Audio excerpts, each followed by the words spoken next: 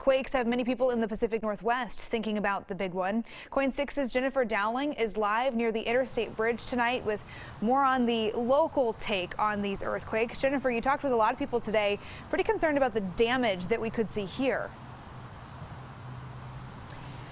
Yeah, a lot of people are speculating what would happen during a quake. Would structures like the Interstate Bridge behind me withstand the quake, or would they fall?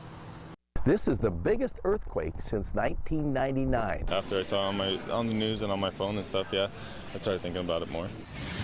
Back-to-back earthquakes shocked residents in Southern California and left people wondering if they need to prepare for the big one. Whatever happens is going to happen. You can't really help it or stop it.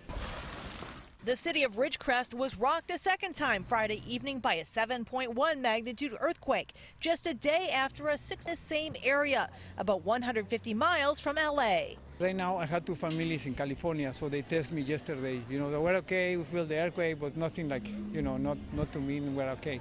Eugenio Vidales was living in Mexico City when a huge earthquake hit in September of 1985. I was in the subway, and I'm a runner. So I was training a lot. So when I was in the subway, I was feeling like kind of dizzy, and I said, oh my gosh, maybe I'm training too much. He said that after checking to make sure his friends and family were okay, he helped to form a human chain to clear debris from some of the most damaged sites around the city.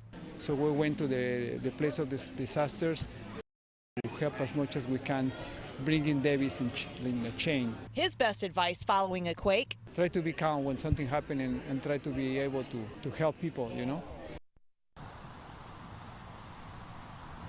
And seismologists say the likelihood of having another magnitude 6 quake over the next week in California is at more than 25%. Back to you. Jennifer, everyone certainly still a bit shaken up and on edge this weekend for sure. Well, the Red Cross has said it will help as long as needed in California, but if a quake does hit here, here are some tips from the Red Cross. If you're indoors, you want to drop down, cover, and hold on. Move as little as possible once you're in a safe place. Try and get under a table or stand in a doorway. Stay indoors until the shaking stops. Don't try to run outside.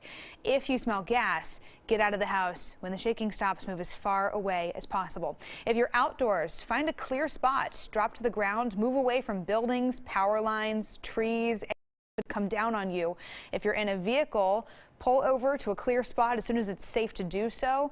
And if a power line falls on your car, do not get out. These are a lot of things that, you know, we've heard it time and time again. We don't always think about it, and it is just such a reminder of why you'd want to be prepared, especially in Southern California.